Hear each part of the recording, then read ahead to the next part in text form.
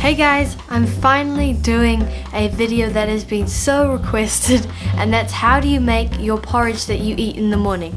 So I've just put together 4 different flavors and kind of messed around with the proportions and whatnot to give you a basic recipe on how you can create these porridges. Create. No, I don't know if that's a word. Porridge is one of my favorite foods, and I honestly can't go a day without it.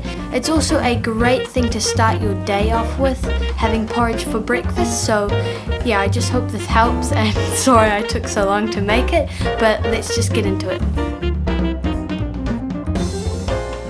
Okay, so the first porridge is a simple vanilla, and the ingredients that you will need are 3/4 cup of oats, which is 60 to 70 grams, a few dates, which is optional, you can pick whatever you like. I just find that these are really nice inside porridge, 1 teaspoon of honey, a cap of vanilla extract, vanilla beans, which is optional but adds a very nice taste to it, 1 1/4 cups of boiling water, and milk of preference for serving.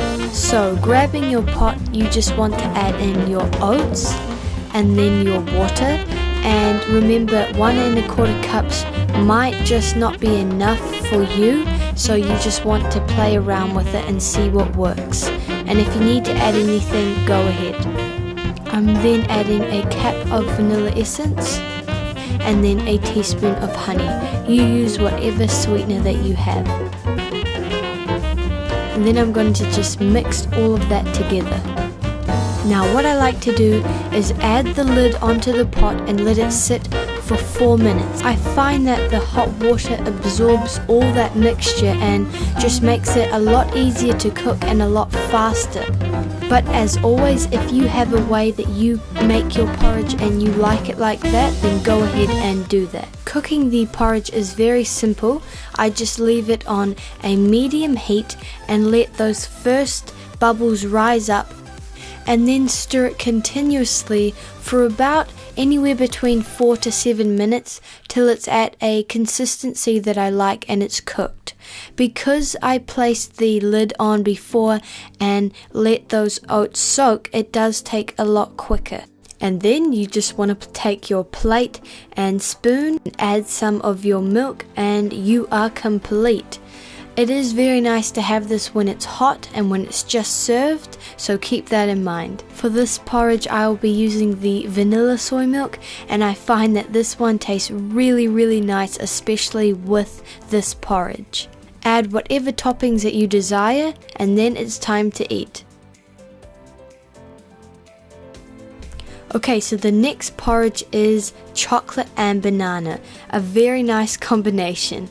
So the ingredients that you will need for this recipe are 3/4 cup of oats, 60 to 70 grams, 2 teaspoons of cocoa powder, 1 medium to large banana, the 1 1/4 cups of boiling water, and I used 1 square of dark chocolate. That's optional, I just added it for a bit more flavor and for serving, but you can add whatever you want, and then milk for serving. So again, into the pot goes the oats, the cocoa powder, and then the boiling water. And then I'm also going to add in the majority of the chopped banana, leaving some for serving. And then the lid goes on for 4 minutes so that that hot water can absorb all that mixture. It usually takes between, like I said, 4 or 7 minutes to get those oats cooked.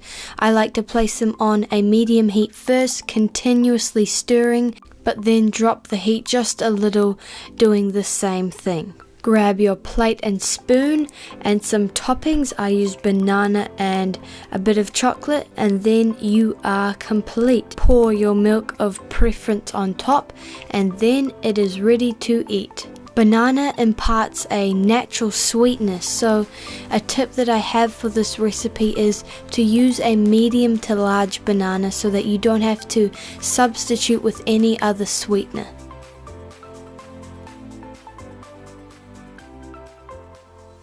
Okay, so the third porridge is cinnamon and apple, and the ingredients are 3/4 of a cup of oats, a cup of vanilla extract, 1 teaspoon of honey or any sweetener that you have, 1 roughly chopped and peeled apple that is cooked. I'll get into that in a second. You'll need 1 teaspoon of cinnamon, 1 1/4 cups of boiling water, milk of your preference, and I use maple syrup to serve on this one because my sister likes it.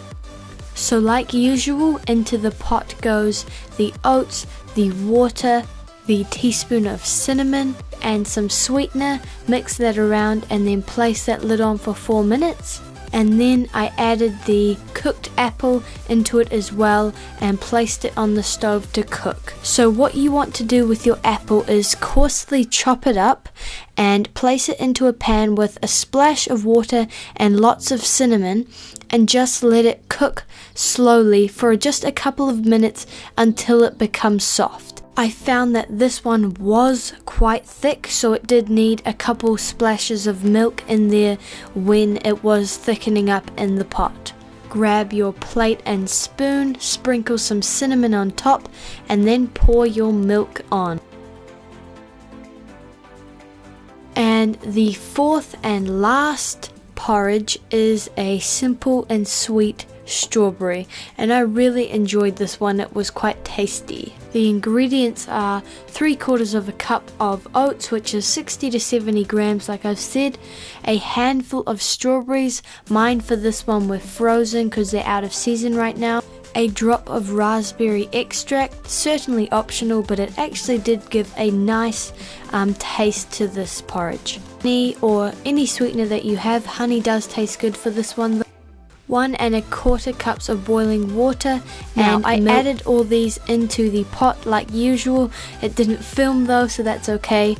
And what I did with the strawberries is left one out for serving, but the rest I just pureed together in a small processor, so I'm just adding that to the mixture now. And then the same rules apply on the stove. Just cook it until it's a good consistency and one that you like. Remember that the 1 1/4 cups of boiling water might not be enough, so just add in whatever milk that you need to in order for it to not get too thick and to be a good consistency. So that is the 4 different types of porridge, very easy and simple.